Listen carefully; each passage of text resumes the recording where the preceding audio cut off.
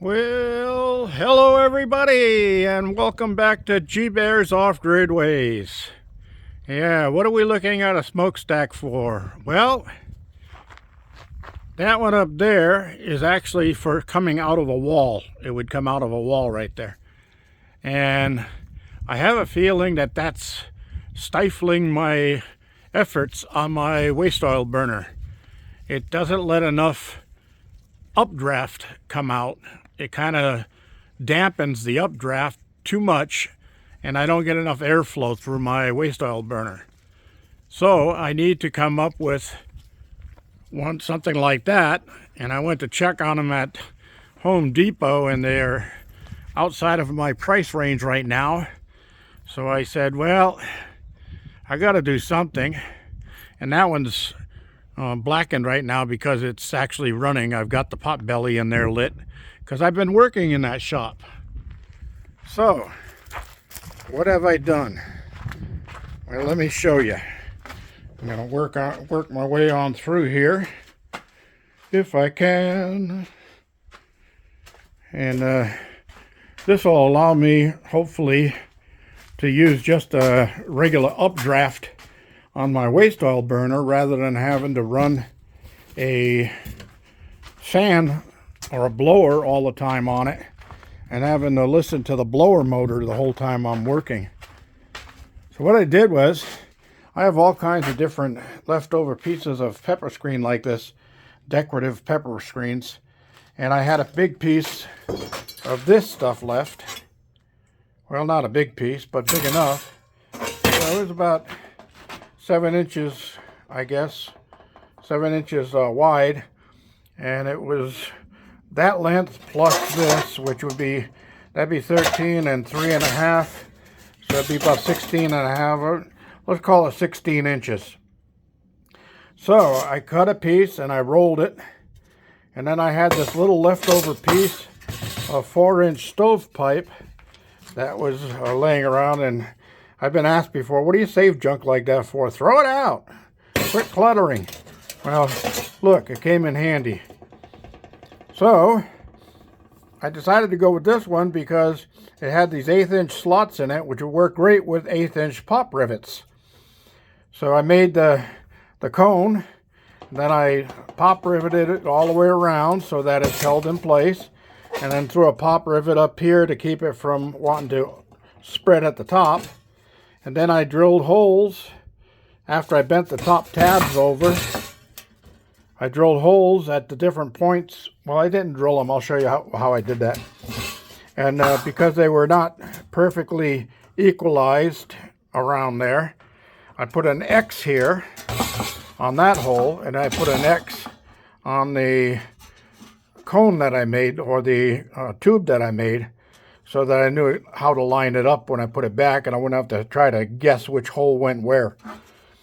So to make the cover here, this is a piece of metal that came off of one of the IBC totes I got from my friend Don, and pop riveted. All I did was cut one cut in it, and then squeezed it to make a cone shape, and then I clamped it with a pair of vice grips, needle nose vice grips, so that it wouldn't pop back on me. And then I did the holes and put some pop rivets in to make sure that it held in place. So I got my coned cover on here, and if a little water does get in there, it ain't gonna hurt anything. It'll go down. I think I can burn water in a waste oil burner. So anyway, that gives me my cone top, and that's going to get switched up there now for the one that's up there. But before I go up, I'm going to punch a few more holes around here, 3 holes to be exact, so that my guy wires can tie into this cover. And then when I get those big 40 mile and 50 mile an hour winds, it doesn't blow this thing off, and it holds my stack in place at the same time. So I'll get to working on that here in a little bit. I just wanted to update you with the video because I didn't shoot yesterday. Yesterday I had to go into town and pick up some dog food donations from some of my viewers. Maryland, one of them, and Janice, as I call her, Chips. I met her years and years and years ago on, sorry about that, Chips, didn't mean that, insinuate that we're real old, but we are. I met her years and years and years ago back on a computer chat room, probably back in the mid-'80s, I would say. And we've maintained an online friendship the whole time. So I want to thank Marilyn and Chips for the dog food donations. That takes the worry of feeding the dogs off of me, and that'll keep them going for a while. So thank you again very much. And then I had a few people that did send cash donations through the PayPal link that I leave in the description, which I will leave again. Just because I've received a few donations doesn't mean that I don't need any more. Things are really, really tough on me, and I'll be running out of propane halfway through the winter. The tank I've got on there now, I hooked up probably 3 or 4 weeks ago. And in the winter, one of the big tanks will only last me maybe 2 to 2.5 months. So that's going to put me right in the coldest part of the winter when propane runs out. So I need to come up with another $90 to go pick up another tank of propane, so I have a backup in case it runs out like it always does in the middle of the night. And it always does that. It never runs out during the day when the sun's out. It always runs out in the middle of the night. And I've got to wrap myself up and go outside and in the freezing cold, in 20, 27 degrees temperatures, and hook up a new propane tank. Yeah, I know they make automatic switchover valves, and I do have one. I don't like it because I can't rely on them.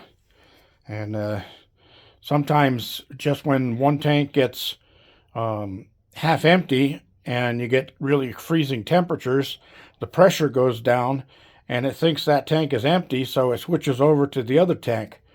So you don't know it, but you're still got heat coming, and you're using up your backup tank. And then when you need the backup tank, it's the other tank that's only half empty. And that'll save you for a little while, but it ain't the way to go. So I don't like the hassles, so I don't use those automatic switchovers. I go out and do it manually. I check for leaks while I'm doing it. Windex works great for that. Just spray it on your connections, make sure there's no little air bubbles, and you're okay to go. So anyway, I'm going to get my ladder up against the side and get up there and switch this thing out after I punch the holes where I need to punch them. And we'll get that thing up in place so that the next video, maybe I can do a successful burn test number 6.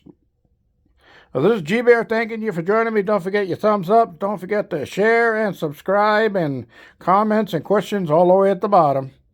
This is G-Bear signing off.